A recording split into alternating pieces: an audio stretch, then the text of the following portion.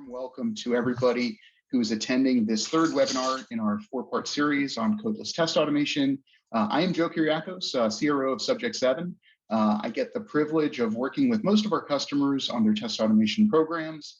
Joining me is Chris Hayes, the man with the 30-pound brain, and my much smarter technical counterpart in automation success. So Chris leads our solution engineering team and helps our clients really to design and implement their test automation programs.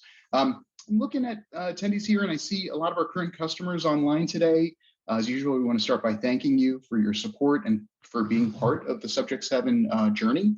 And I'm also seeing a bunch of our prospective customers on this call, and just want to personally thank you for investing an hour with us to learn more about Subject7. So a couple of quick housekeeping things just before we get started. So this meeting is being recorded, as you just noted, and it's being conducted webinar style. So your manner of interacting with Chris and I is going to be through the Q&A menu. We do have quite a few folks online today, and we have saved about 15 minutes or so at the end to respond to your questions. In some cases, we're going to try to demonstrate our capabilities that are aligned to the questions that you're asking. And so we'll try to group the questions and sort of cover as many of them as we can. Many of you that have joined the call today will notice that some lucky guest is going to be awarded a $100 Amazon gift card today. That award is going to happen at the end of the session, right after the Q&A. For privacy reasons, the winner of the gift is going to be contacted via email after the meeting concludes today with instructions on how to claim the prize. So please be monitoring the email address that you used at the time of sign up for an email with subjects from Subject7. Okay, so let's jump into it. So we're going to talk today about a concept in test automation that is kind of near and dear, I think, to everybody's heart, especially if you have been doing QE and QA for a while. And I'm looking at the list of guests on this webinar, and I can see that we have quite a few expert testers that are in this meeting, and of course, probably a few that are newer to automated testing. We've probably got a bunch of coders who could burn through writing Selenium test cases very easily. And then we've got other folks on here that maybe started their careers doing manual testing and are now transitioning to automated testing with the help of codeless automation solutions like Subject7. Now, in the previous sessions, we talked about how to get started with test automation and about how to do complex procedures in automated testing and really how to do it all codelessly, because that's kind of what we're all about at Subject7. But in today's session, we're going to pivot and we're going to cover the next leg of that journey, which is really how to scale your automated testing. And I'm going to preach to the choir, and I promise I'm just going to do this for a few seconds. I mean, and here's the thing about test automation, and some of you guys have experienced this. Like, many of the tools that are out there when it comes to automated testing will allow you to create test cases on your local machine. And usually that's a Windows PC. And then you can run them locally. And all of that seems fine as you get started and maybe as you're doing a POC. But once you've created 50 to 100 or 300 or so automated tests, you're going to find out pretty quickly that running those tests from your own PCs is going to become a problem. And even if you've got a separate laptop that you're just using for running tests, you still only have one thread of test execution. And that's always going to be a limiting factor.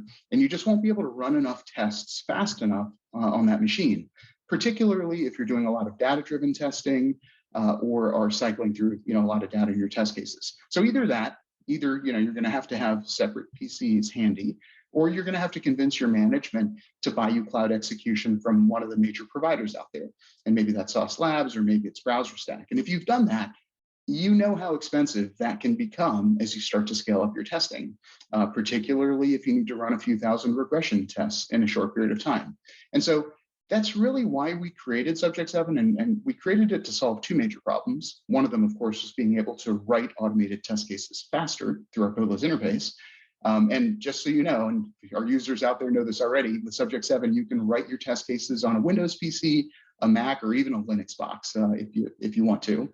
But the other major problem that we solved was how to scale that testing so you could run tests in parallel and get really fast results by having an integrated cloud. And that's really where we're going to focus today's conversation. And I don't want to split hairs too much about this, but there's really, at least for us, there's two parts of that scaling equation. I mean, the first is technical scaling, like how do you orchestrate infrastructure so that you can run a lot of tests in parallel very quickly. But the second one is financial scaling, because somehow you've got to be able to afford scaling up your testing. And if you're among the 1/3 of 1% of testers and teams that have unlimited budgets.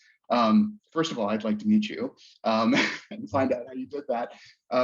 But you know, if you're like the rest of us, I mean, like you've got to have a cost justification for scaling up that testing, and it's got to be efficient and financially cost effective. And that's really what we did when we created the Subject7 Cloud.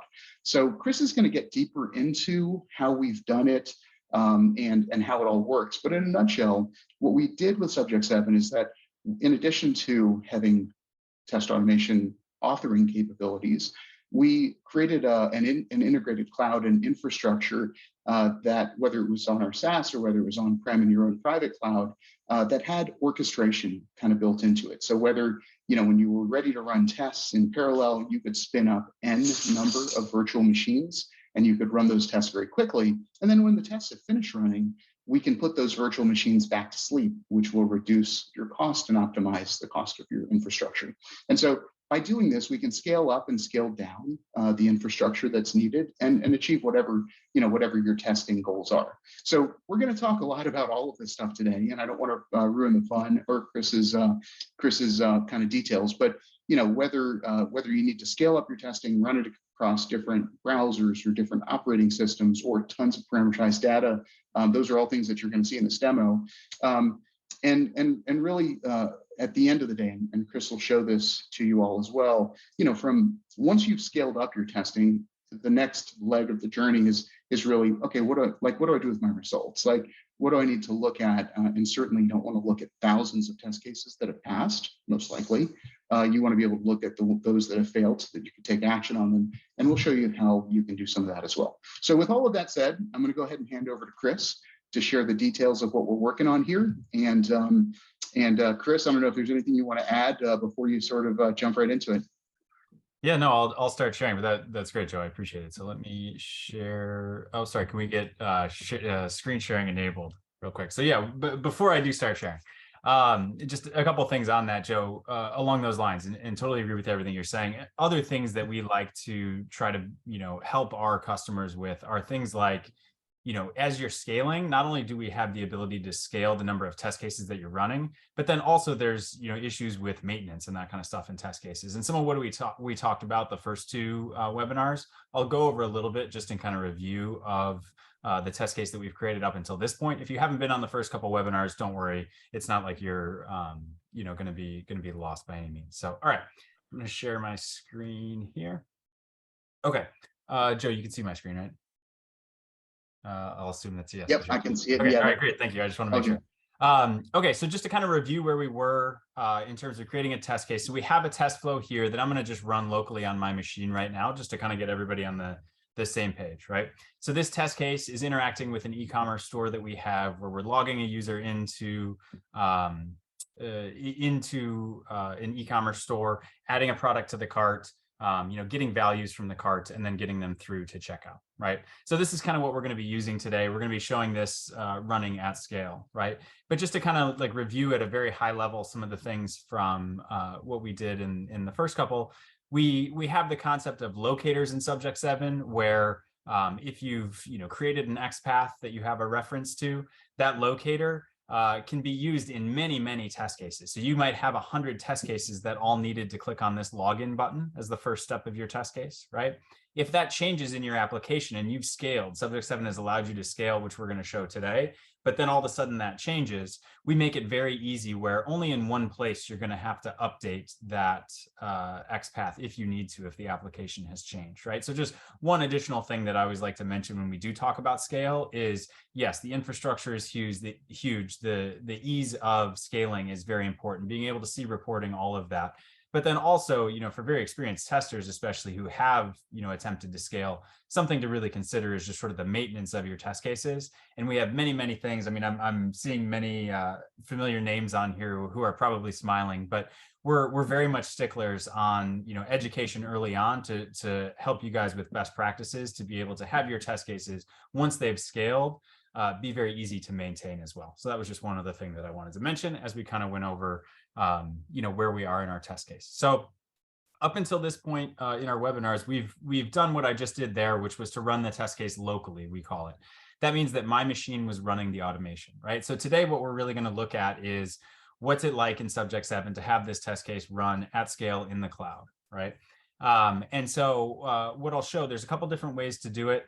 So I'll give you guys just kind of an initial look at that. The very first and easiest one to do is we have a button right here for a cloud run. What this is going to do is just like how the test case ran through on my machine here, this is just going to run in the cloud one individual run of this test flow, right? So we talked briefly before about what we call data sets. I'll just very quickly go over them again because it's a big part of scaling. So data sets allow you to create one test flow where you have different sets of data that you want to use in your test case, right? So for example, this test flow, I might want to be able to run this against a production site, a staging site, a features branch or something like that. I might have different products that I want to run this test case with, right? And then I also might have different users that I want to run this test case with, right? So that's a big component of scaling, is the ability to have one test flow that can run through many different, sets of data, basically, right? So once I choose the data that I want, I can then, again, run it on my machine or run it in the cloud. So I chose to do that. So let's take a look at the execution report. So we can see that this test case has already completed, right? So it has run through our test case. And what's nice about this is I can click here to see a video recording of exactly what took place in the cloud, right? So I said, run this, this particular test case in the cloud, and it, had a virtual machine start up, run through the automation, and then it records the screen recording of exactly what took place. Okay, so you get this out of the box in Subject7 with your licenses. And you have many virtual machines that can run these, right? So this option here is nice. This cloud run button will just sort of make sure that your test case is ready to go and ready to run in the cloud. Reasons that you may want to do this is if you have an environment that you want to make sure can be accessed from these virtual machines and that kind of thing. This is a nice capability to run this in the cloud, right? Now, furthermore than this, though, we have the ability to run all of the different permutations of the test case, right? So this example here just ran one test case and one set of data through that test case, right? So what I'm going to show now is what if we wanted to run either many test cases or run many sets of data through one test scenario. So in Subject7, you can hover over your library here. We can click on execution sets. This is going to show us all of the execution sets that we've created. And what an execution set is it essentially defines to these cloud machines what test cases and test scenarios that we want to run, right? So I'm going to create, we'll say webinar, codeless automation. There we go. We'll say scaling execution set, right? For brevity. I don't know why I made it that long. Anyway, it's very detailed, right? It's good. Okay, so this will be the name of our execution set. We can then use this to, just as a sort of a spoiler alert here, we can use this in CI/CD pipelines, in Jenkins plugins. We can use this to trigger off this set of executions that we want from external sources, right? So this, what we're defining here is, going to be telling it what tests that we want to run in the cloud. So I can choose a pool of machines. In this case, I'm just going to choose our default pool here. We have the ability to run our test cases on many different browsers as well. So in this case, these machines are Windows machines. So I'm going to choose, Chrome and Firefox. I could also run it on Edge or headless. And then if you have Mac OS machines, you can run it on Safari as well. It's worth noting, excuse me, it's worth noting here that with Subject7, this is all part of Subject7's capabilities. It's not like you need a browser stack or Sauce Labs subscription or anything like that to be able to run these on multiple browsers. Okay, so this execution set, what I'm saying here is these web tests, I want to run them on Chrome and Firefox. All right. We have some different timings that we can update here. I'm not going to go into that in this call. If you have questions about it, feel free to reach out to us, or we'd be happy to show it in a demo. But this really just kind of handles some of the some of the things that can be optimized, I guess, in automated test cases where, in Subject7, whatever flow you create, these will allow it for the test case to just kind of make sure that it runs, even if the automation would run faster than what the application can load at, right? So we can also choose to schedule these test cases here. So I could say that, this set of test flows, I want to run every night at midnight, let's say, right? So I would generate that expression, apply it, and then I could say I want to do that starting today, and, in this case, I'll say ending tomorrow, right? But I could say ending next year, right? Or I could go in here and say I want to run this hourly, or maybe it's only every week on Sunday at midnight or something like that, right? So you have the ability to define a schedule of when you want these tests to automatically run, okay? We can also give a list of emails that we want to get notified based on the results of the test cases, in this execution set. So I can say that I only want to get, if there's any failure, I want to get notified, right? And I want to get notified for every test case, or maybe only just for the full set of executions, right? And you can kind of batch them hourly or daily if you want, if you have lots of executions that run. Okay. We also have the ability to pass the results of your executions to an API. So if you have something that maybe it's test management, or we have a number of customers that have just a Slack channel that, as soon as the test case is finished, it posts a message to a Slack channel and says, 80% of your tests passed, or 100% passed, or whatever it might be. You have the ability to define that as well. And we looked at API testing in Subject7 in the last webinar, if you're interested in it, but it's the exact same user interface. You just basically specify what URL you want to post the results to, and then we have a wiki document that will explain how you can pass in values into the payload here. So again, if that's something that you're interested in, we can certainly help you with that. Okay, now it's the meat and the potatoes of to use a Thanksgiving metaphor there, but maybe I still have Thanksgiving dinner on the mind. But all right, so in our execution set, we can choose which test cases we want to have run in this execution, right? So here I have this intro to Codeless test suite, right?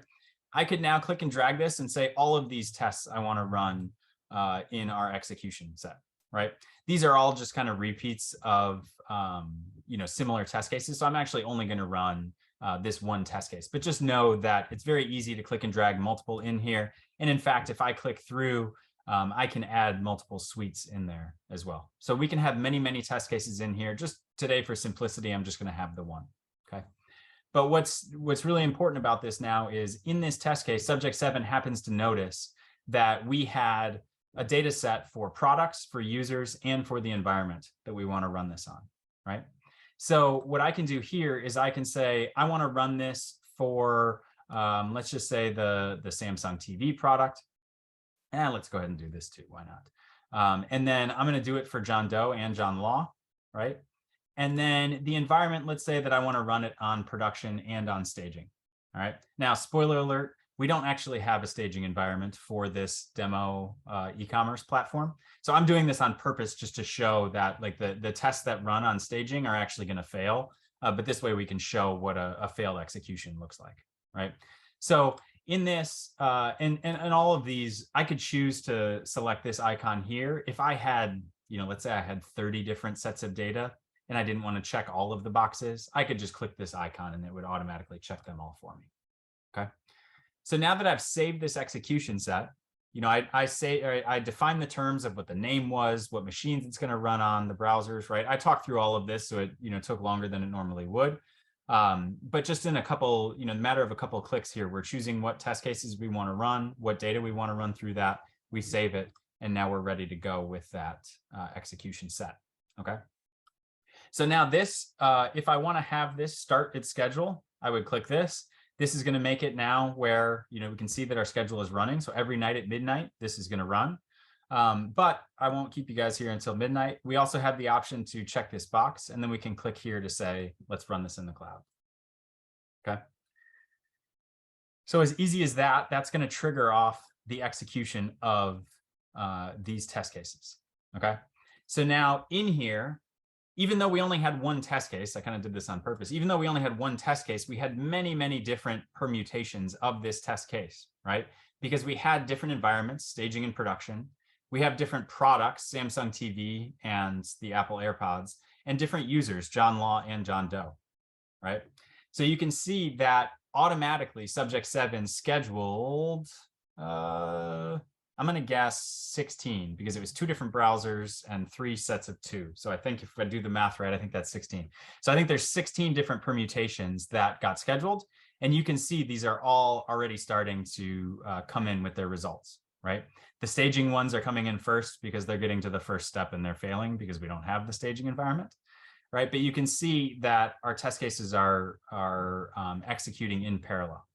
So just to pause for a second here, in parallel, when we say that, what we mean by that is that it's not like one test case is running and then the next test case is running and then the next one, right? Right here, I think in this pool of machines, there's maybe 5 or 10 machines.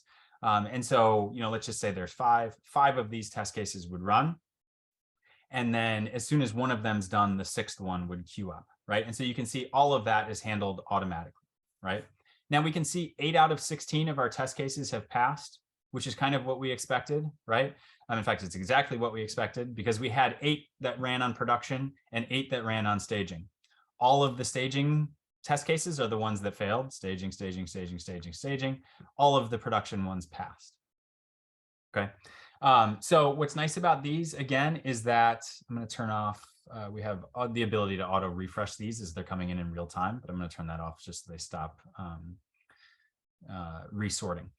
Okay, so what's nice about this is, again, each of these, we're going to be able to see the video recording of exactly what took place, right? So here we can see, oh man, staging is actually down, right? Again, in theory, it's not because we don't have it, but here's one in production that we can see it run.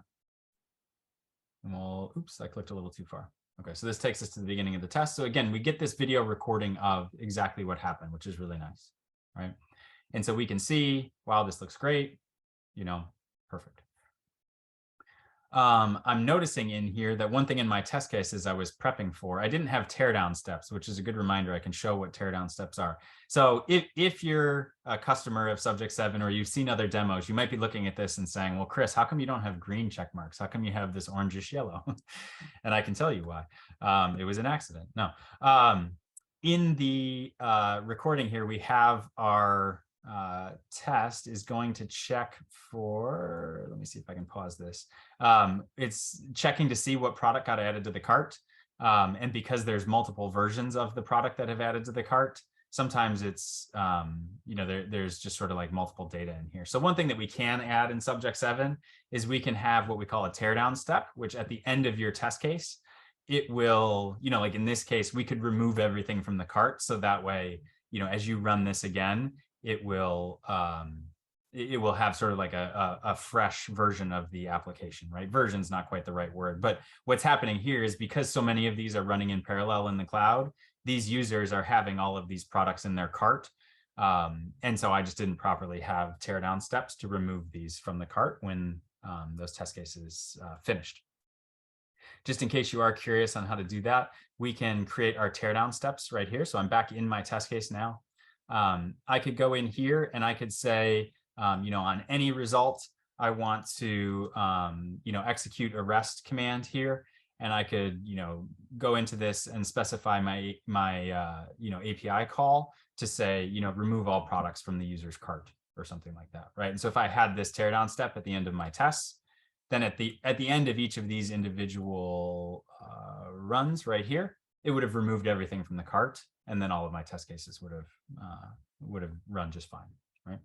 Okay, other things to note just about the results that we get in these cloud executions here. If there is a step where we have a failure of some sort, I have the ability to click and see the image of exactly where the test case failed, right? So this is nice because, you may not want to watch the full video recording. You may just want to get right to the chase and say, okay, what's the point at which it failed, right? So we have the ability to see that. Also in these, sometimes I get the question of whether or not we can see browser logs. I happen to know in this test case, the browser logs aren't really of any value, but that is something that we can see. So long as your test case is running on a Chrome browser, we're able to see, if you have anything that's that's outputted by the browser log. Okay. All right. So this, this here is kind of showing the full capability of running test cases in scale at scale in the cloud, right? So we saw how I was able to go from this test case here, right? I was able to go into library execution sets here, define my execution set, and then very easily create a set of tests that we're going to run in the cloud, right? It was, maybe 4 or 5 clicks. That brought me into here where this execution set was created. And then I'm able to very easily run this and see the results of this test case, right? So very nice. Really allows for, as you can see here, I mean, this was just one test case, and we have really good coverage of different products, different environments, different users, different browsers, all from this one test case. Okay, a couple just minor things to mention in this. If I go and edit here, we do have the ability to, I can click on this eye here to see the combinations of our data sets.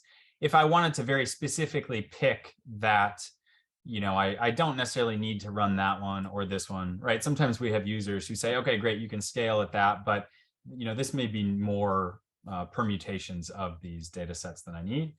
We have the ability to choose specific combinations of data sets as well, right? So we certainly can do that. Okay.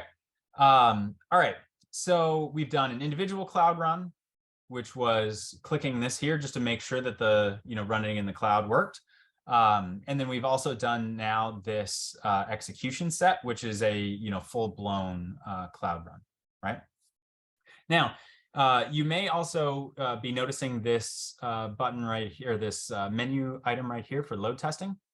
One interesting feature about Subject7 is that essentially with the same user interface, some minor differences, specifically for load testing, but this same interface here, I could go and I could take this test case, right?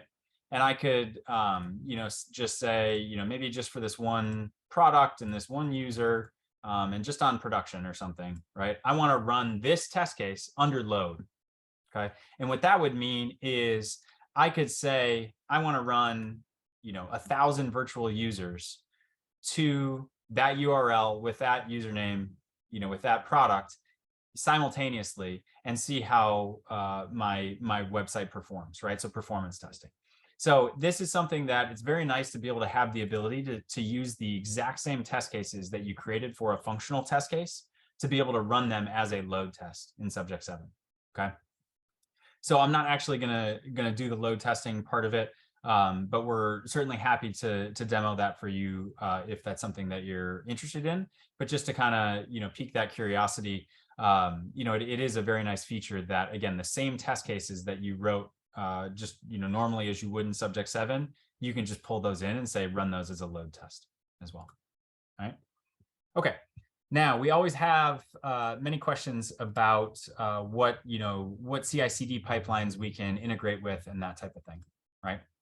So this execution set that we created here, right? I guess to be more specific, this one right here. This execution set, now that it's created in Subject7, whether it's scheduled to run or not, once it's created in Subject7, this is something that we can trigger from CI/CD pipelines, okay? So what's a use case where you may want to do this?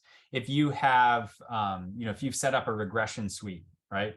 And you're going to run that regression suite against a dev environment, right?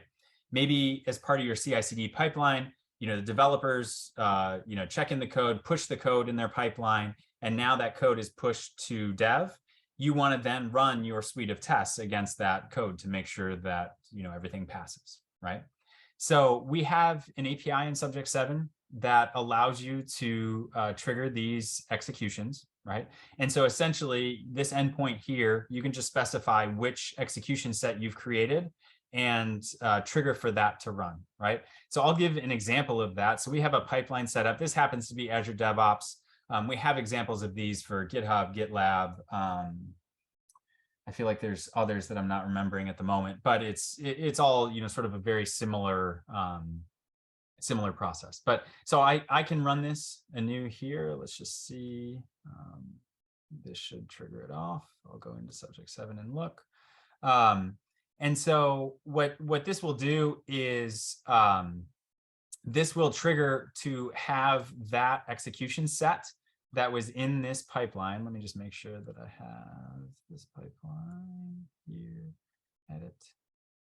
And so we can see that in here you specify which, execution set you want to run. And then as soon as you click to run this, it'll trigger and run that execution set. I'm going to see maybe it's taking a little while to load. But essentially in any CI/CD pipeline, that's going to, again, allow you to, as you push your code, you can just specify which execution set you want to run, whatever type of testing suite it may be, or regression suite or whatever. And that will allow you to run your tests, directly from your CI/CD pipeline. And again, essentially all of the main CI/CD pipelines out there, we have examples of, and we're happy to help, our customers set those up. All right. Also, we have a Jenkins plugin that if your team does use Jenkins in their development process, we have a Subject7 plugin specifically for Jenkins that allows you, as part of your pipelines in here, you can specify in your build environment, you just create a post-build action. So once you've kind of configured the plugin with your Subject7 credentials, you can then create what's called a post-build action and just specify what execution set you want to have run, okay? And so this, you can pass in different values to it. You can, pass to it a build number, other things like that. You can even specify particular data sets that you may want to run as part of, your Jenkins pipeline. But this allows you to, again, really integrate your testing environment, automatically, or your automated testing environment into your pipelines automatically, right? A lot of automation there. So this is just really nice to kind of streamline that process. You hear the phrase like shifting left in terms of QA and getting feedback to developers. This really helps our users to create their tests in such a way that it's all part of this sort of DevOps environment. All right. Okay. Another thing that I really would love to show in here is, let's click into the results of this one. And let's just say that this test case here, again, even though it was a staging environment, and I only did this just to show, the failed step here. Let's just say that this is something that we would want to report to dev, right? Maybe in theory, like staging should be up, right? So if we get a result like this, where we have a test case that's failed in a cloud run, we can navigate right in and see the exact point at which the test case failed, right? So just to show, we have a longer test case here where we can see kind of the full the full steps of the test case, right? I can even expand, if you remember from either demos with us or previous webinars, you can create functions in Subject7 where you can expand these out and see exactly what happened. So all of these, we're able to see all the details of the execution, which is really nice, right? Now, if we had one like this and maybe one of the steps failed, right? I'll just use this one as an example, even though it's step one. You can see that we have this little icon here to create a ticket. So I have, we have just a demo sort of Jira environment connected to this, this demo account here in Subject7. So I can select this Jira account. I can then choose whatever product or project, sorry, and the issue type here. And so this, I could give it whatever summary, I may want to give it. I could say, staging is down, right? Maybe that's a little bit aggressive with the exclam, but we'll leave it just for fun. And so then I can say, the admin is reporting this. We tried to go to staging and the site is down, right? And maybe this one's, a low priority because it's a staging environment, right? We could add an assignee here if we wanted to, but we don't need to. So we can create this ticket, all right? So we can see here now in the background that this, that little icon to create the ticket, it now has created a ticket for us in Jira, okay? From here, directly in Subject7, if I wanted to, I could update the status of that ticket. I won't, but we have that ability to do it. But now directly from Subject7, if I have access to our Jira environment, and again, forgive us, but we just have sort of a demo version here that is a trial that apparently is set to expire pretty soon. Tomorrow. Anyway, so we can see that our the issue here that we created in Jira, right? It takes on whatever we added here as our description of the bug, right? It created the bug.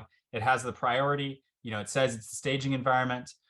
It gives us the details of the description here, right? And so now, if you are in QA, right, I'm sure you probably have a lot of interaction with developers, right? If you kind of put a developer hat on, right? Normally you create a ticket in Jira, or, you explain a bug to a developer, and I can say this tongue in cheek as a former developer myself. The developer always says, well, it's working for me, right?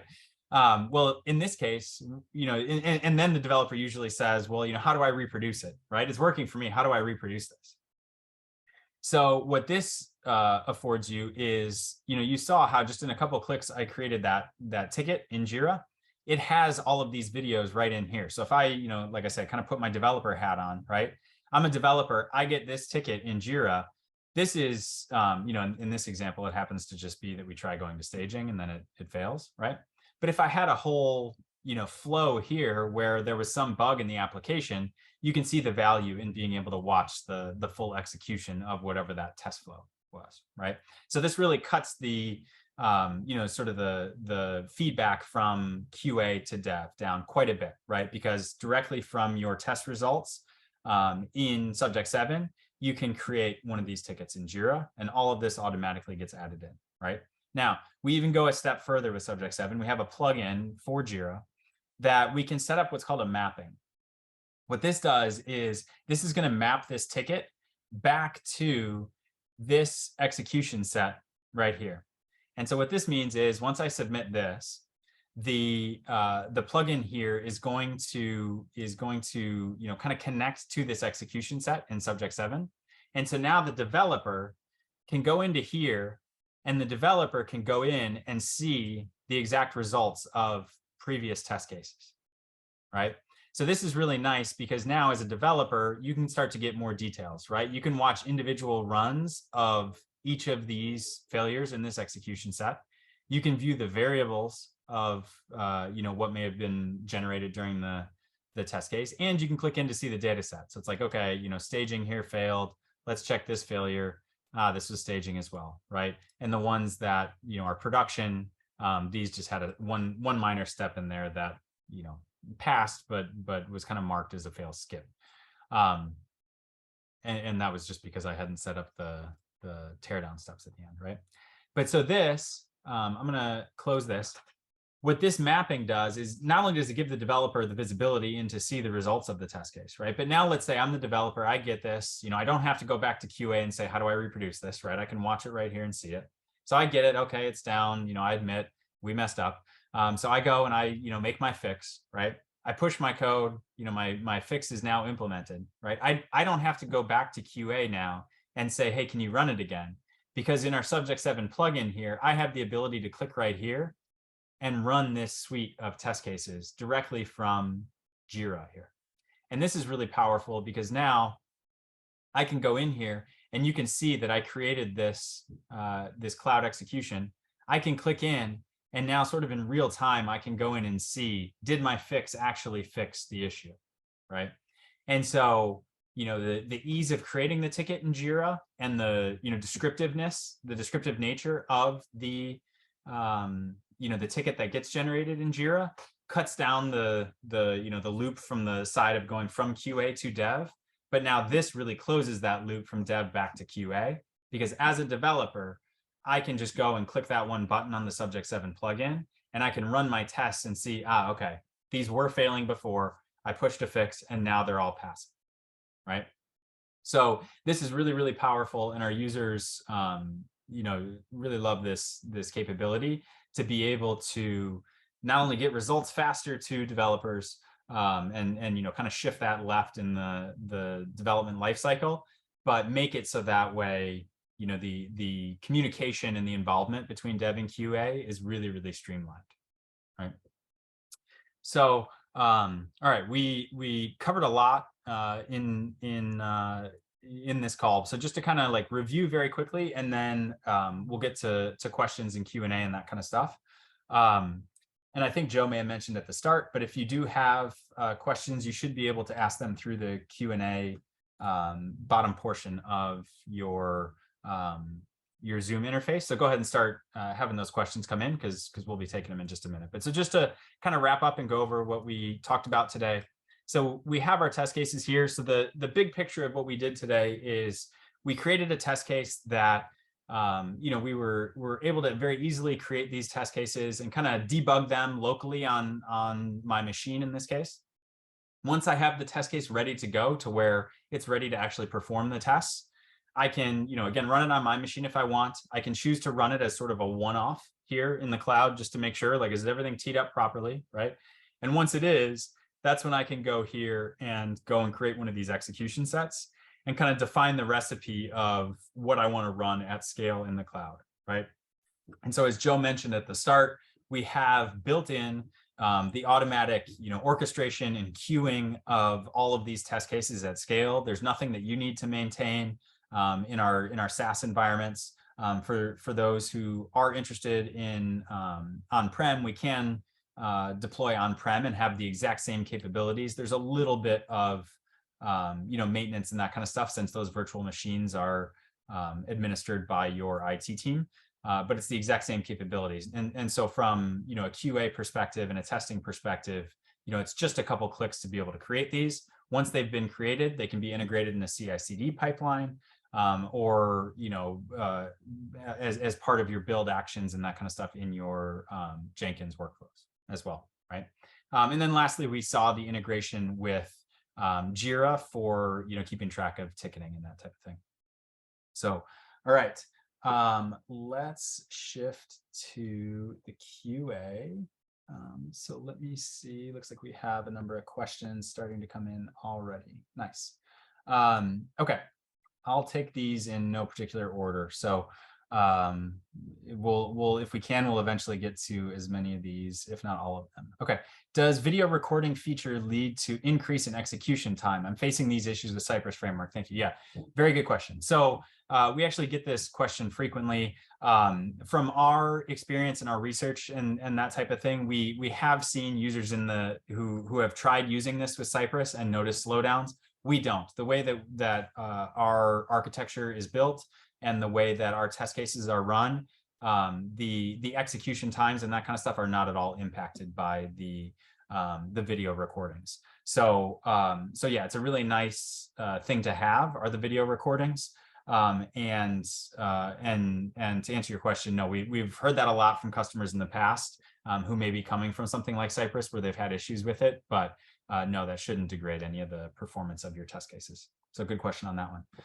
Somebody said integration with GitHub. Yes, we have examples for all of these. If you're coming from GitHub, GitLab, whatever it might be, we have, so I kind of showed here in this Azure DevOps pipeline, this kind of structure of the, like this particular YAML file, right? This is really just calling out to this API here. And so we're happy to help you guys set up this API, and we have documentation online that will, should make it very easy to create these. And essentially all you're doing is just providing it an API token, and then providing the name of the execution set that you want to run. And then there's the ability to override configurations, but you don't have to. You can just use the defaults of whatever was created. So yes, we can very easily integrate with GitHub. All right, do we need Sauce Lab subscription to run test cases on every browser? No. So I might have gone over that quickly, but let me just show in here. In our execution sets, when we were defining this is where we can choose what browsers we want to run. And all of these are just part of the infrastructure that Subject7 has in place. So good question. If, one of the beauties of Subject7 is kind of bringing a lot of different capability and functionality under one roof, so to speak. And this is something that, our customers who, have been doing automation with other tools and come to Subject7, they notice that, not only is the amount of tooling that they have to have very much limited, but there's also a lot of cost savings in those types of things, right? So this is already built in. You just choose whichever browsers you want, and those virtual machines are going to run it on our infrastructure. All right, let's see another one. If I schedule to run a test at midnight, and if the cloud VMs are down or having issues, how do we deal with such issues? Or have we had those in the past? So great question. So the way that our infrastructure is set up, we actually purposely, if your VMs are not in use, we will essentially kind of like power those down, almost, for lack of a better term, right? And that's on purpose because, obviously infrastructure is expensive, right? Especially if it's up and running. Anybody who's accidentally left an EC2 instance on, if there's anyone out there who's done it, they're laughing and crying at the same time, because I've been there. They get expensive, right? So the way that our infrastructure is set up is, if there aren't any test cases running, those machines are actually going to go, they're going to kind of like pause their state, and then once they get called, they boot back up, for lack of a better term, and are ready to use, right? So those are all maintained by us. We're making sure that they all are up to date with everything and all of that if you're on our SaaS implementation. And so we don't really see that very typically, where those machines aren't quite working. If they aren't, we do have an admin portal where you're able to kind of see those, but also our support team is probably going to notice it before you do anyway, to be quite honest. So in fact, I don't even know of a single time that we've had a customer with that issue, but if it was something, we would be able to handle it quickly. But those machines are actually, kind of powered down when they're not in use for the cost savings purposes. So great question on that one. How many execution sets can we run in parallel? Another great question. We don't have a limit for that. There's no theoretical limit. And so in terms of how many you can schedule as many as you want. And then it's really up to you however many virtual machines you want, right? So, by default, if you're going to have 20 licenses with Subject7, by default, you're going to have 20 machines automatically. You can choose to get more, certainly. And so the limitation in terms of what's run in parallel is however many machines that you have. But again, if you have 20 machines and you schedule 100 test cases, it's going to just queue up, those test cases. It'll run the first 20 in parallel. As soon as one's done, it'll pick up the 21st, and then the 22nd, 23rd. All of that's handled automatically. So there's no theoretical upper limit. We have some users who are running tens of thousands of test cases per day. So there's really no limit with that. How long do we save the video recordings? I believe that's something that we can potentially set an expiration for those. I'm forgetting the word for it. Oh my gosh, I can't think of the word. But anyway, but I think by default, we keep them for maybe it's 60 days or something like that.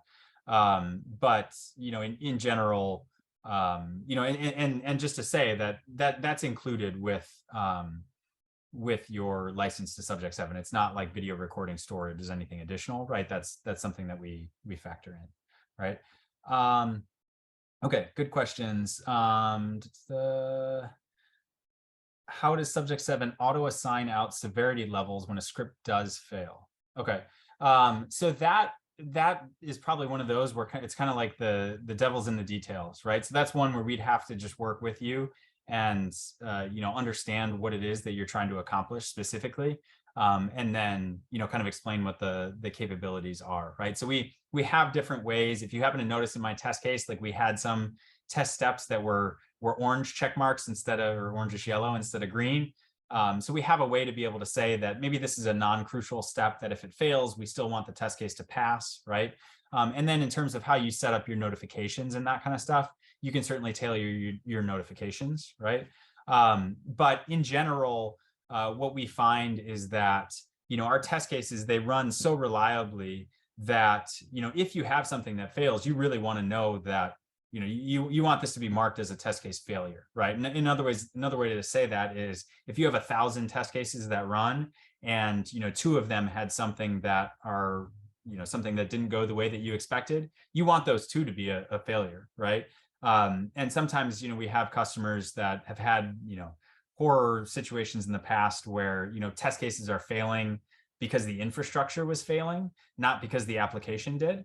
And in Subject7, you certainly don't have that, right? So what that means is if you have 1,000 test cases and if you don't have the infrastructure to be able to scale very well, you may get that 300 of those test cases failed only because the infrastructure couldn't handle it, right? And now you're parsing through, okay, 700 passed, 300 failed. Were those actual failures or not, right? With Subject7, because of the scaling capabilities, if you have 1,000 that run, and 5 fail, it's because there were 5 actual failures. And so you really typically want to know about those and want to mark those test cases as failure. So in terms of, auto assigning severity, again, I just have to kind of understand exactly what it is that you want to do.